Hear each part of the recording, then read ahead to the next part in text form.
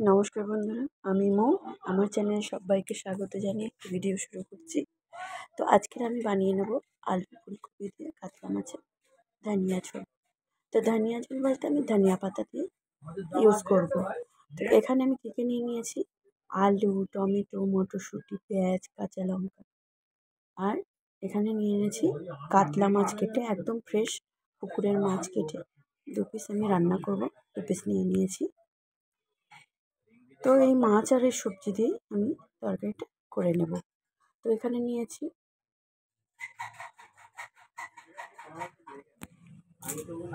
তো এবার কড়াতে সাদা তেল দিয়ে কাতলা মাছটা ভালো করে নুন হলুদ মাখিয়ে ভেজে নেব। তো শীতের সিজনে বন্ধুরা কখনো কখনো এরকম সাধারণত রেসিপি বানালেও খেতে অসাধারণ হয়। গরম গরম ভাতে একটা রেসিপি হলেই বা একটা ডিশ হলেই মন ভরে যায়, পেটও ভরে যায়, ভাতের থালা ভাতও খালি হয়ে যায়। তো ওই তেলেই মাছ ভাজা হয়ে গেছে। তো এবারে আমি আলুগুলো খুব সুন্দর করে ভেজে নেব।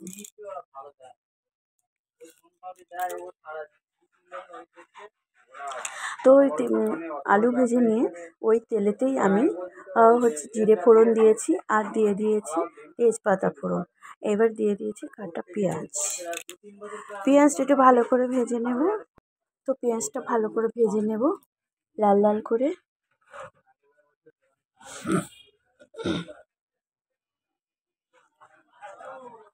তো খুব হাই ফ্লেমে দিয়ে ভাজবো না, মিডিয়াম ফ্লেমে ধীরে ধীরে করে একটু ভাজবো। তো দেখুন বন্ধুরা, ভাজা হয়ে গেছে আমার। তো সোনালি কালারের প্রায় পেঁয়াজটা ভেজে নিয়েছি। এবার দিয়ে দেব 1 টেবিল চামচ মতো আদা রসুন বাটা। তো আমি যেহেতু অল্প মাছ, সেই জন্য আমি অল্প অল্প রেসিপিতে অল্প অল্প মশলা ইউজ করছি। তো আদা রসুনটা একটু ভালো করে ভেজে নেব। এইবারে দিয়ে দেবো মটরশুঁটি, কাঁচা লঙ্কা কাটা আর টমেটো, সব কিছু দিয়ে ভালো করে কষিয়ে নেব।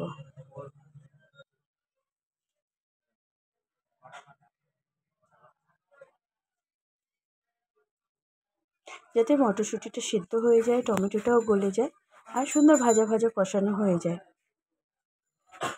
তো এবার আন্দাজ মতো নুন দিয়ে দেবো। নুন দিলে তাড়াতাড়ি মশলাটা রেডি হয়ে যাবে, টমেটো গলে যাবে, সেদ্ধ হয়ে যাবে, আর নুনটাও পরিমাণ মতো দেওয়া হয়ে গেছে। তো বন্ধুরা, মিডিয়াম আঁচে আমি খুব সুন্দর করে ভেজে নিয়েছি। আর অ্যাকচুয়ালি আমি চেষ্টা করি কম তেলে রান্না করার জন্য, সেই জন্য আমি দেখুন যতটুকু প্রয়োজন ততটুকু তেল দিয়েই আমি কষিয়ে নিয়েছি। অনেক তেল দিয়ে আমি রান্নাটা করতে চাই না। আসলে তেলটাই তো আমাদের শরীরের জন্য ক্ষতিকারক, তাই যতটা আর কি না খেয়ে পারা যায়। তো এখানে আমি ঢাকা দিয়ে দিয়ে মশলাটা কষিয়ে নিয়েছি, আর সব সেদ্ধ হয়ে যাওয়ার জন্য ঢাকা দিয়ে দিয়ে মিডিয়াম গ্যাসে রান্না করে নিয়েছি। এবার দিয়ে দেব আমি গুঁড়ো মশলা, হলুদ গুঁড়ো, ধনে গুঁড়ো, জিরের গুঁড়ো আর লঙ্কার গুঁড়ো পরিমাণ অনুযায়ী আমি দিয়ে দিয়েছি। দিয়ে ভালো করে কষিয়ে নেব। দেখো বন্ধু, খুব সুন্দর কালার হয়েছে, খুব সুন্দর কালার এসেছে। আর এবারে দিয়ে দেব ভেজে রাখা আলুটা। তো ভেজে রাখা আলুটা দিয়েও সুন্দর করে কষিয়ে নেব। মশলার সাথে আলু আরও একটু কষিয়ে নেব। তো বন্ধুরা, আমার রেসিপিটা শেষ পর্যন্ত দেখে আপনাদের যদি ভালো লাগে অবশ্যই লাইক, কমেন্ট, শেয়ার করবেন প্লিজ। আর নতুন বন্ধুদের কাছে সাবস্ক্রাইব করার অনুরোধ রইল। তো এবার আমি কিছুটা, যেহেতু বলেছি ধনিয়া ঝোল, তো ধনিয়ার গন্ধটাই মন মাতানো হয়। তো এই কষানোর সঙ্গে আমি খানিকটা ধনিয়া কুচানো, ধনিয়া পাতা কাটা দিয়ে দেব। দিয়ে আর এখানে আমি বাটিতে গরম জল করেছিলাম, তো ওটা আমি দিয়ে দেব। এবার সুন্দর করে আমার যতটা প্রয়োজন গ্রেভি আমি জল দিয়ে দেব। দিয়ে ভালো করে নেড়েচেড়ে গ্রেভিটা নাড়াচাড়া করে নিয়ে আমি ফুটতে দেব, বলক আসার জন্য অপেক্ষা করব।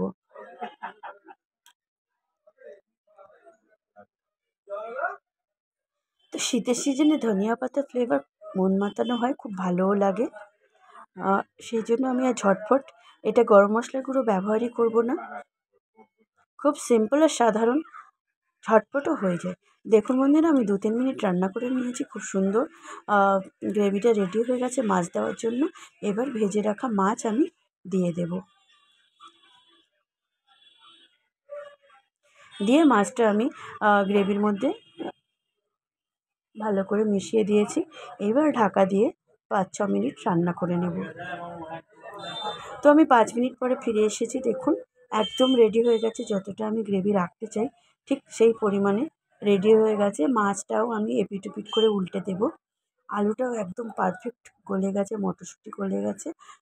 আর গ্রেভিটা দেখুন দারুণ হয়েছে। মন্নতানো ফ্লেভারটাও এত সুন্দর ছেড়েছে, বলতে পারবো না। যখন বানাবেন বুঝতেই পারবেন বন্ধুরা।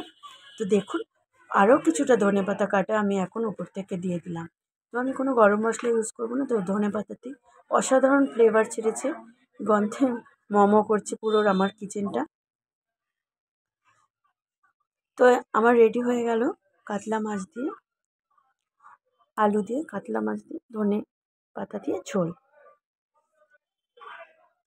তো সার্ভ করে দিয়েছি। দেখুন অসাধারণ হয়েছে। ভালো থাকবেন, সুস্থ থাকবেন। আমি আবার অন্য কোনো ভিডিও নিয়ে ফিরে আসবো।